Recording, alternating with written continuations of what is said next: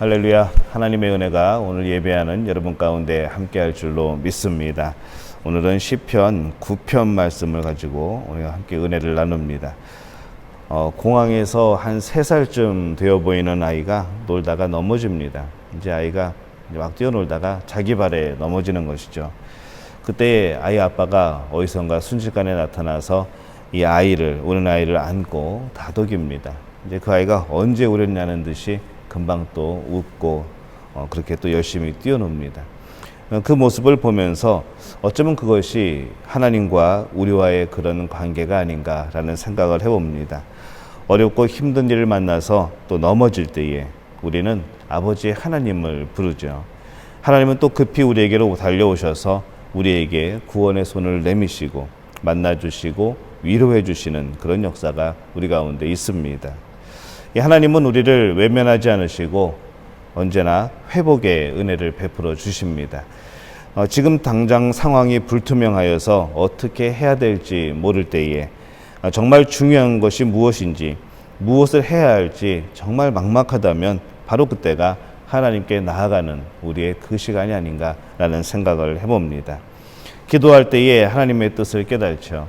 또 기도할 때에 하나님께 지혜를 얻습니다. 또 기도할 때에 하나님의 능력을 우리는 체험합니다. 기도할 때에 우리는 하나님의 인도하심을 받습니다. 이 시편 9편에서는 이러한 하나님을 향한 감사, 이 찬양이 넘쳐나고 있습니다. 이 시편 9편은 개인의 감사의 내용을 담은 그러한 시입니다.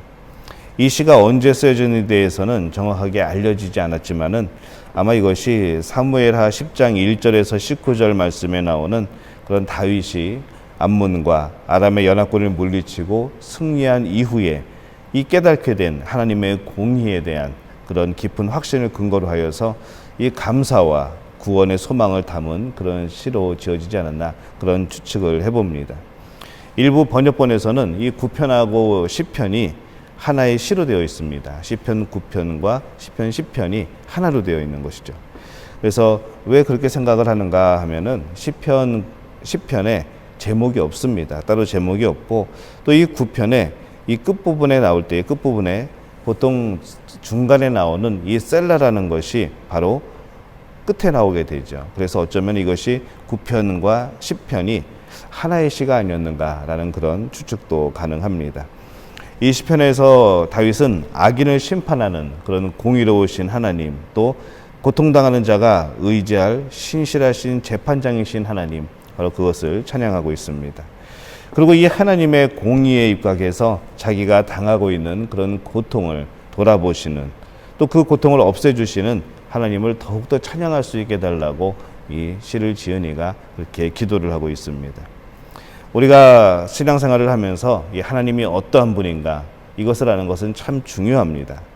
그분을 바로 알게 될 때에 우리 삶에서 심판과 또 멸망에 대한 두려움은 사라지게 되고 감격이 넘치게 되고 찬양이 넘치게 됩니다. 하나님이 어떠한 분이신가 우리가 알 필요가 있겠습니다. 오늘 제목에 보면은 문답변에 맞추었다라는 말이 나옵니다. 제목에 그렇게 나오죠. 그래서 이 문답변이 뭔가 보니까 여성의 목소리로라는 그런 뜻이 됩니다. 그러니까 이 노래를 부를 때에 곡조를 나타내는 그런 말일 것으로 봅니다. 여성의 목소리로 맞춘 노래, 그렇게 볼 수 있겠습니다. 1절입니다. 내가 전심으로 여호와께 감사하오며 주의 모든 기이한 일들을 전하리이다. 이 다윗의 고백을 통해서 이 감사의 방법, 또 그 감사의 결과를 알 수가 있는 것이죠. 이 감사는 언제나 전심으로 합니다. 그냥 입으로만 하는 것이 아니고 그냥 버릇처럼 하는 것이 아니고 내 안에서 정말로 우러나오는 그런 감사, 우리는 그것을 전심으로 감사한다고 표현을 합니다. 이 감사는 전심으로 기꺼이 또 흘러 넘치는 마음으로 표현돼야 되는 것이죠. 하나님께서 언제 어떻게 얼마만큼 우리에게 은혜를 주셨는지 우리가 구체적으로 감사할 필요가 있습니다. 이 다윗의 감사의 태도가 참 우리에게는 본이 됩니다. 그는 그냥 무조건 감사합니다가 아니라 이러이러해서 이것 때문에 하나님 정말 감사합니다 라는 것이 계속 반복이 되어집니다. 정말 구체적이고 생생한 그런 감사의 증언입니다. 우리가 가끔 어떤 예물을 드리게 될 때에 제일 많이 쓰는 내용들이 그것입니다. 범사에 감사합니다. 물론 우리 삶에 범사에 감사한 것 맞습니다. 또 그것이 하나님의 은혜이죠. 또 그렇게 고백하는 것도 은혜입니다.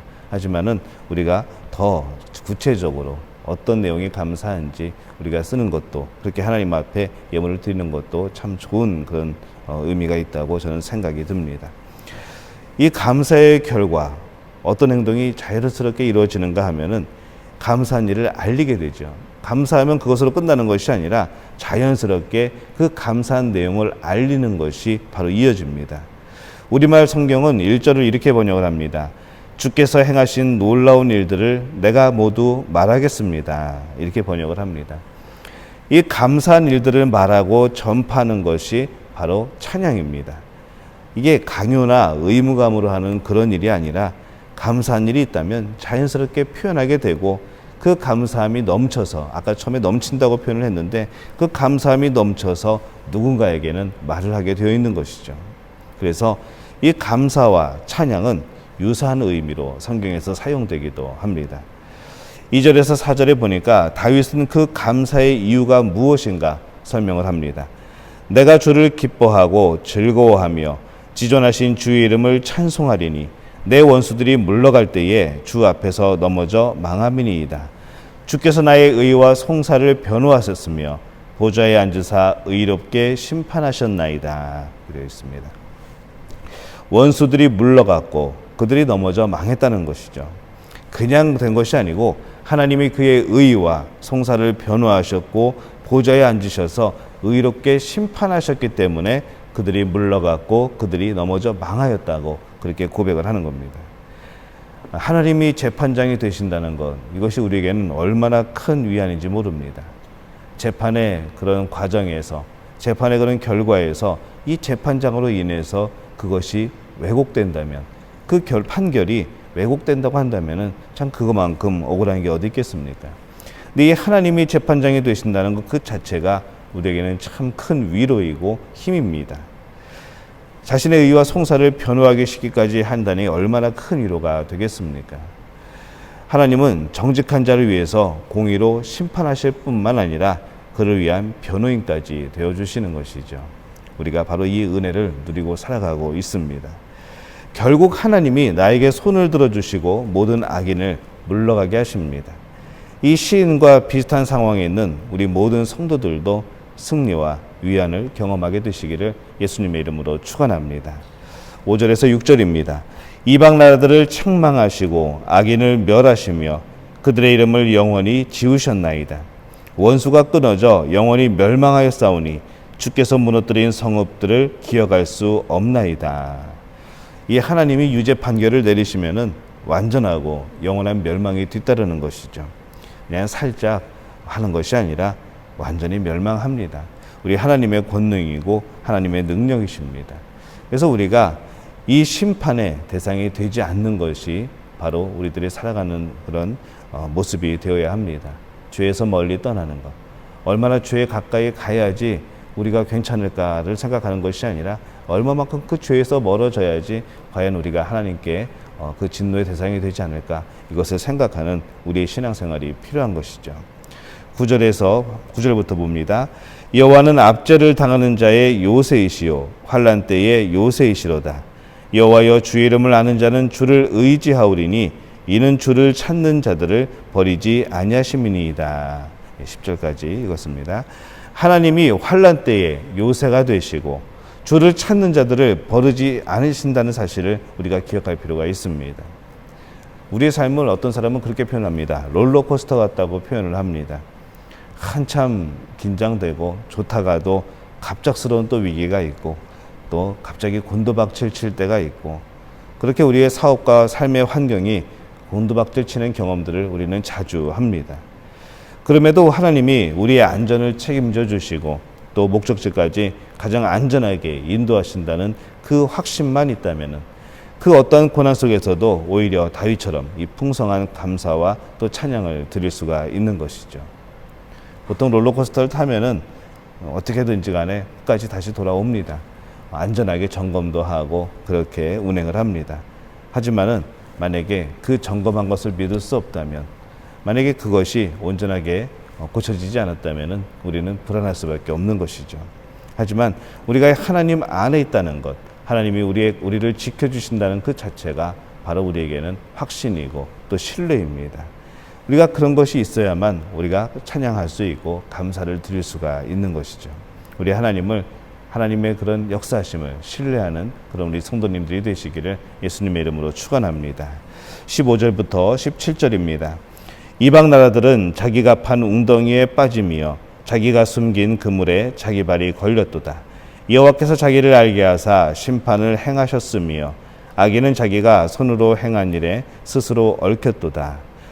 악인들이 소홀로 돌아가며 하나님을 잊어버린 모든 이방 나라들이 그리하리로다. 악인은 자기가 판 웅덩이에 빠지고 자기가 숨긴 그물에 걸리는 것, 그리고 악은 절대로 승리하지 못하는 것을 말씀을 합니다. 이 결국 하나님의 승리가 예정되어 있다는 것이죠. 우리가 이런 개념을 한번 생각해 볼 필요가 있습니다. 우리는 가끔 이런 생각을 합니다. 이 세상에 악이 득세하니까 이 선과 악이 싸우는 것 아닐까. 하나님 50%, 그 다음에 이 사탄이 50%. 그래가지고 우리를 그 중간에 놓고 이 서로 싸우는 것이 아닌가라는 개념을 가질 때가 있습니다. 굉장히 잘못된 생각이죠. 여러분, 우리 하나님은 전능하신 분입니다. 온 만물을 창조하신 분입니다. 능력 있으신 분이죠. 그 하나님이 마귀하고 싸운다는 자체가 우리 여러분 이해가 되십니까? 그런 개념이 아니죠. 이 하나님하고 마귀하고 50%의 지분을 가지고 싸우는 것이 아니라 이 마귀는 하나님 권능 앞에서 어찌할 수 없습니다. 하나님이 허락하시지 않으면은 바로 그는 뭐 하나도 할 수 없는 그런 상황이 됩니다. 그렇기 때문에 우리가 앞에 말씀드린 그런 상황이 아니라 이 하나님 가운데 우리가 하나님의 모든 것을 지배하시고 역사하시고 또 주관하시지만은 바로 우리의 어두운 부분들이, 우리의 어두운 틈새들이 바로 악이 역사하는, 사탄이 역사하는 그런 장소가 되는 것이죠. 그래서 여러분들 생각하실 때에 이 선과 악이 뭐 동등하게 대립한다고 생각하지 마시고 하나님의 권능이 역사하지만은 우리의 작은 그 어둠의 틈들이, 그런 죄악들이 바로 우리 안에 있고 또 마귀가 그것을 이용한다는 것을 여러분 생각하시면 좋겠습니다. 그렇기 때문에 이 하나님이 하시는 모든 일들은 승리로 이어집니다. 겨우 이기는 것이 아니라 이미 승리하시는 것이죠. 그렇기 때문에 우리가 하나님의 이름을 부를 때에, 하나님을 의지할 때에 승리하는 겁니다. 저는 이 승리가 여러분에게 있기를 바랍니다. 사탄이 그 사실을 압니다. 그렇기 때문에 최후의 심판 이전에 할 수 있는 한 많은 영혼들을 사망의 길로 이끌기 위해서 혈안이 되어 있습니다. 16절의 끝부분에 히카연이라는 말이 나옵니다. 히카연 셀라, 그렇게 되어 있습니다. 이 히카연은 묵상이라는 뜻이죠. 시를 읽을 때 잠시 멈추고 묵상하는 그런 시간을 갖도록 하는 그런 음악적인 표현입니다. 또 다른 의미는 연주 방법에 대한 그런 의미죠. 엄숙하게, 조용하게, 부드럽게 그렇게 연주를 하라는 바로 그런 뜻으로 해석이 되어집니다. 그래서 마지막에 제가 읽을 때는 이 부분에 잠깐 쉬었다가 다시 읽겠습니다. 18절입니다. 궁핍한 자가 항상 잊어버림을 당하지 아니하며 가난한 자들이 영원히 실망하지 아니하리로다. 여호와 일어나사 인생으로 승리를 얻지 못하게 하시며 이방 나라들이 주 앞에서 심판을 받게 하소서. 여호와여 그들을 두렵게 하시며 이방 나라들이 자기는 인생뿐인 줄 알게 하소서. 셀라 되어 있습니다. 이 결국 다윗의 기도처럼 이 모든 악인은 자신이 헛되고 나약한 인생일 뿐인 것을 알게 될 겁니다. 누구에게나 인간이 죄와 죽음 아래 굴복하는 연약한 존재임을 깨닫는 그런 순간들이 옵니다. 굉장히 자신 있게 강하게 살아가지만은 어느 순간에 이 죄 앞에서 무너지는 내 자신을 발견하는 것이죠. 다만 그 죄악에 빠졌을지라도 일찍이 깨달은 사람은 인생의 주인 되신 하나님을 의지하고 신뢰하며 살아가게 될 것이고, 나중에 깨달은 사람은 이 심판 이전에 깨닫지 못하는 사람은 악인의 길을 걷다가 심판대 앞에서 후회하게 되는 것이 바로 우리들의 그런 인생의 모습입니다. 우리는 악의 결국이 어떠한지를 늘 기억해야 됩니다. 악은 반드시 망합니다. 하나님은 반드시 승리하십니다. 그렇기 때문에 우리가 이 하나님의 뜻 안에서 의의 길을 걸어갈 필요가 있습니다. 오늘 우리가 어떤 마음으로 살아가고 계십니까? 우리가 때로는 참 억울하지만은 때로는 답답하지만은 그럼에도 불구하고 그 안에서 감사의 조건을 찾을 필요가 있습니다. 그냥 감사한 것이 아니라 그냥 감사라고 하니까 그냥 하나님께 감사한 것이 아니라 정말 자세하게 세세하게 또 우리의 전심을 다하여서 하나님께 감사하게 될 때에 하나님은 더욱더 많은 것으로 우리에게 그런 감사의 조건들을 만들어 주실 줄로 믿습니다. 또 이 감사한 조건들을 나 혼자만 누리는 것이 아니라 함께 나누고 또 그것을 하나님을 찬양하게 될 때에 하나님이 그 찬양과 기도를 받으시고 우리 안에 또 평안함을 더하여 주실 줄로 믿습니다. 우리말 성경으로 제가 한번 읽어보겠습니다. 오 여호와여, 내가 온 마음을 다해 주를 찬양하겠습니다. 주께서 행하신 놀라운 일들을 내가 모두 말하겠습니다. 내가 주를 기뻐하고 즐거워하며 가장 높으신 주의 이름을 찬양하겠습니다. 주 앞에서는 내 대적들이 뒤돌아서다가 넘어져 멸망할 것입니다. 주께서 내 권리와 내 사정을 변호해 주셨으며 주의 옥좌에 앉으셔서 나를 의롭게 심판하셨습니다. 또 이방 민족들을 꾸짖으시며 악인들을 멸망시키시며 그들의 이름을 영원히 지워버리셨습니다. 적들이 멸망해 영원히 사라지고 주께서 그들이 살던 성들을 뿌리째 뽑으셔서 이제 아무도 그 성을 기억하지 못합니다. 오직 여호와만이 영원히 다스리십니다. 여호와께서 심판하시기 위해 옥좌를 준비하셨습니다. 주께서는 세상을 의롭게 심판하실 것이며 모든 민족을 다스리실 것입니다. 여호와는 억압받는 사람들의 피난처이시며 환난 때에 피할 요새십니다. 여호와여, 주의 이름을 아는 사람들은 주를 신뢰할 것입니다. 이는 주를 찾는 사람들을 주께서 결코 버리지 않으시기 때문입니다. 시온에 계시는 여호와를 찬양하라. 주께서 하신 일들을 온 세상에 선포하라. 살인자에게 복수하시는 하나님께서 고통당하는 사람들을 기억하시며 그들의 울부짖음을 모른 척하지 않으시리라. 오 여호와여, 나를 미워하는 사람들이 나를 어떻게 괴롭히는지 보소서. 나를 불쌍히 여기시고 죽음의 문에서 나를 들어 올리소서. 그리하여 내가 시온 성문들에서 주를 높이 찬양하며 주께서 나를 구원하신 이를 찬양하며 기뻐할 것입니다. 이방 민족들은 자기들이 판 구덩이에 빠졌으며 자기가 쳐놓은 그물에 발이 걸렸구나. 여호와께서 의로운 재판으로 자신을 알리셨으니 악인이 자기 손으로 한 일로 덫에 걸렸도다. 악인은 지옥으로 갈 것입니다. 하나님을 잊은 모든 민족도 다 그렇게 될 것입니다. 그러나 궁핍한 사람들이 항상 잊혀지지 않을 것이며 가난한 사람들의 소망이 영원히 없어지지는 않을 것입니다. 여호와여, 일어나소서. 사람이 승리하지 못하게 하시고 이방 나라들이 주 앞에서 심판을 받게 하소서. 여호와여, 그들이 두려움에 떨게 하시고 자기들이 한낱 사람일 뿐임을 알게 하소서. 아멘. 우리 하나님의 은혜가 또 이 하나님의 함께하심이 여러분과 함께할 줄로 믿습니다. 우리 시간 함께 기도하겠습니다. 하나님이 신실한 재판장이 되어주심을 기억하게 도와주옵소서. 그 하나님이 나의 아버지이시며 언제나 나와 함께 동행하시는 분임을 깨닫게 도와주옵소서. 이 코로나19가 지나가기까지 우리의 삶과 가정과 직장과 또 우리 자녀들 지켜주시옵소서.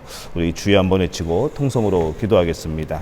주여, 아버지 하나님, 은혜와 사랑에 감사를 드립니다.